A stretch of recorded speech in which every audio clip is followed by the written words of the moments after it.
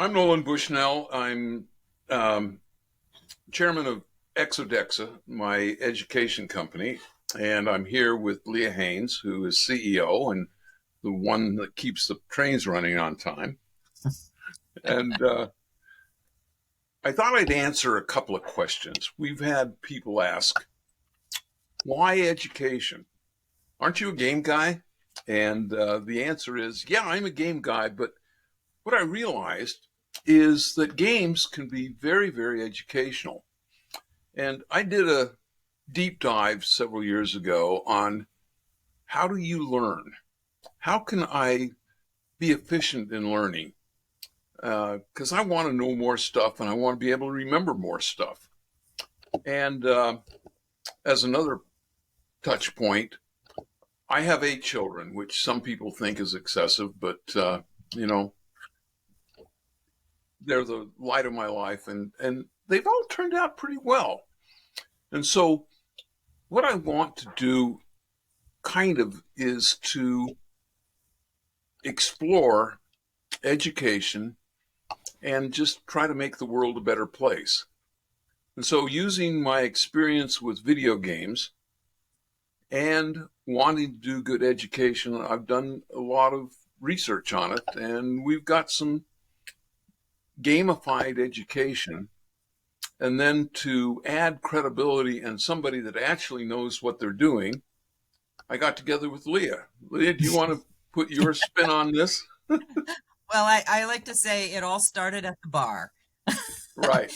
We were having a conversation about education and the effectiveness, and it was something that you said, Nolan, that just really dovetailed with what I believed, and that was about attention deficit disorder. I mean, some kids definitely have it. It is diagnosable, but not all of the kids who are being diagnosed with it actually have it. And your comment was, you show me a kid with that diagnosis and I'll test it by putting them in front of their favorite video game, and you'll see how long they can focus. And at the same time as you were saying that to me, I had been listening to the descriptions of my then 6-year-old grandson who was playing a game and had memorized all of these mythical things and make-believe things. But the fact that he had memorized them to play the game made me think, why are we not using that platform to give kids, like, what he's memorizing should help his life, whether it's emotional learning or actual curriculum. And so from that, I mean, really, when you first gave me the notes you had for a book on education and asked me to consider co-authoring it with you, I really was, it was provocative. There were some things in it, as I'm sure will be proven out when the book comes out, that some things in it that will just really annoy some people, will make some people really angry. But I think most parents will read it and think, oh my goodness, yes. And I think many teachers will say, oh my goodness, if this could be, it would be wonderful. Because we now have the ability to have individualized learning without it being a burden on the teacher. And that was a good part of what you had talked about. So I think your background in video games opens a door to a lot of really exciting possibilities in education. Well, one of the things that I researched, and there's a very interesting book called Flow, which is from a guy, a Hungarian professor at the University of Chicago called Mihai Csikszentmihalyi. And I'm sure I've bastardized that well. But you got it better than most people know. But his thing is that if you're in the state of flow, that is the time where you are fully engaged. And what you need to do in order to get to this flow is to have a problem that is not too hard and not too easy, but just right. Kind of like the 3 bears, you know, too hot, too cold, just right. And I realize that is what we always try to do with video games. Like round 1, challenges you, but as your skill gets better, now you have to go into round two. And skill, you need to have more skill. So it kind of keeps you on that edge where you're in the flow state.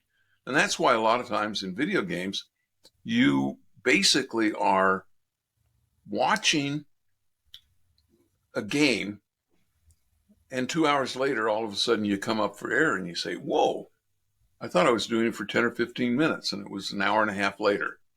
And so that sort of represented a validation to me that video games and education kind of went together like peanut butter and chocolate.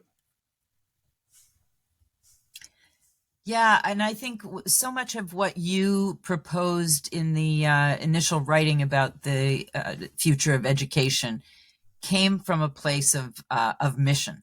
And I don't know, I think everyone so far who's involved with us in this project is here because of a desire to make major change, not a little tweak here and there in education, but really to make major change in education. We have version 14 of the iPhone in as many years, and yet we're still using basically the same approach to public education that we've used since it was launched 100 years ago. So finding the way, and I think that this is true for you as well, Nolan, this stage in our career is really about contribution. What can I do with this chapter of my life that leaves something a little more positive than what I found, and I think that's what we were trying to do with the book and what we're doing with ExoDexa.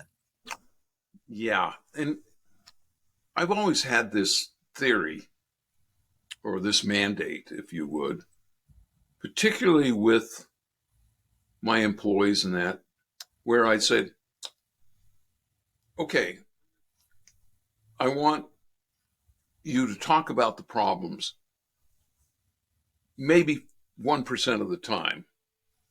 I want you to focus on solutions, and I want your solutions to be well thought out, grounded in what we know. We don't know everything about the future, but we do know a lot of things about the present that we can extrapolate.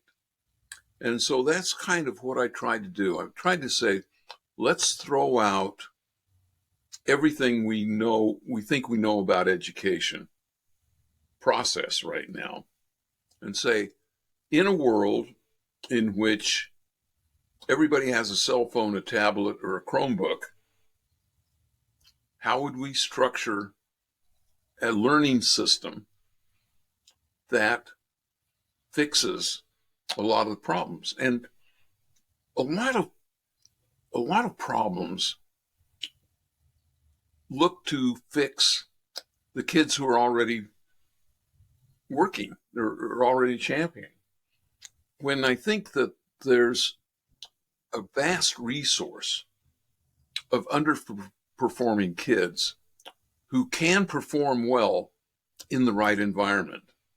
And so rather than have sort of consign them to the ash heap of history and economics, give them the stepping stones to become a full-fledged hyper member of society. And if we can do that, that's really good, because we really want everyone to be successful. Everyone. And I think that properly gauged, properly educated, and, I keep repeating this, I think if we do it right, we can teach everything the kids learn in high school in about 6 months. That's 4 years of high school in 6 months. And people look at me and they say, what have you been smoking? And I say, let me prove it to you. And that's my gamification of life. Let me make an outrageous statement and then make the world conform to it.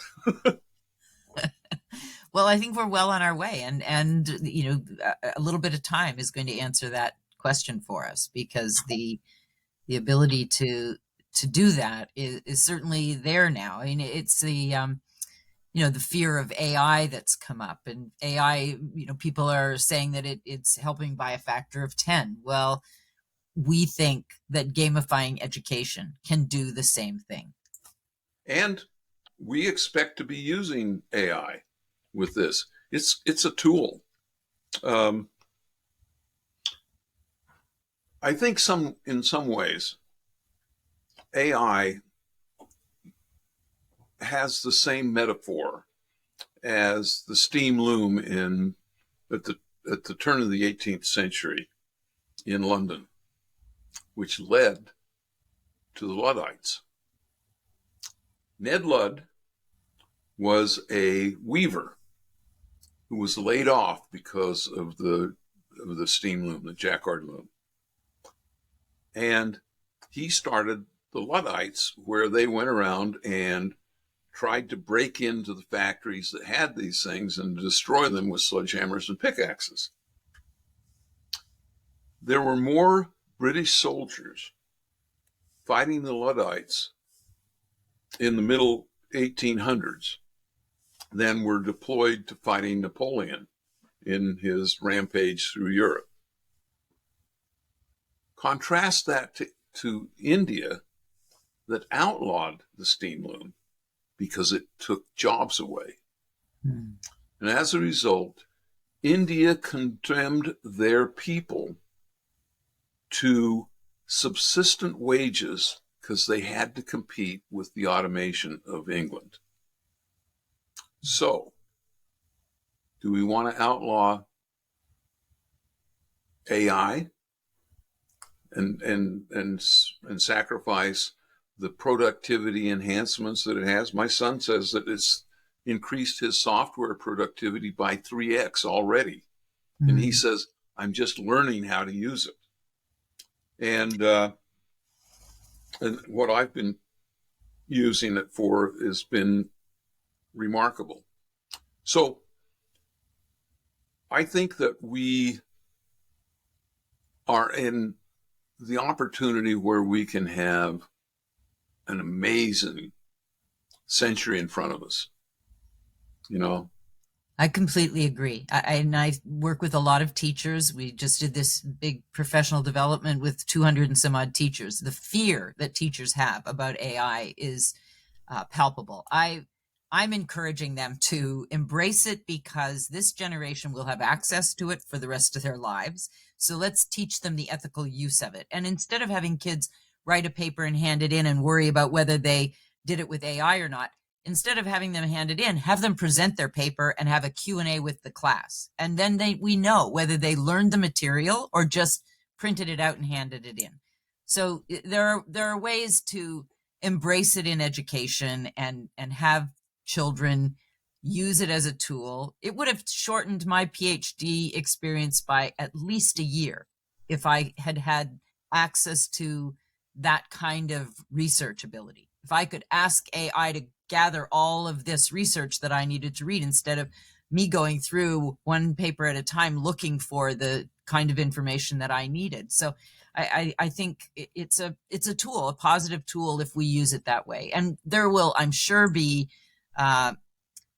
bad actors who will find ways to use it against us, but I don't think we can stop it because of that. Everything that we've ever created has had good and bad in it, and it's up to people to make a decision about how it's going to be.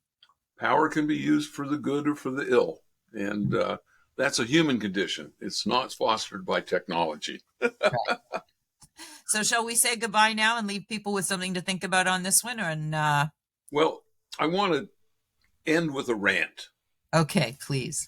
And my rant would be part of this movement. Be part of the manifesto. And what we're looking for is truth. And so if you agree, support us. If you disagree, challenge us. And if you have a well-cogent argument of something that I'm missing or I'm wrong on, I want to hear it. And that's what dialogue and the forum of debate is all about. And so I I encourage you and want us all to embark on this mission for a better life. Excellent. Thank you, Nolan.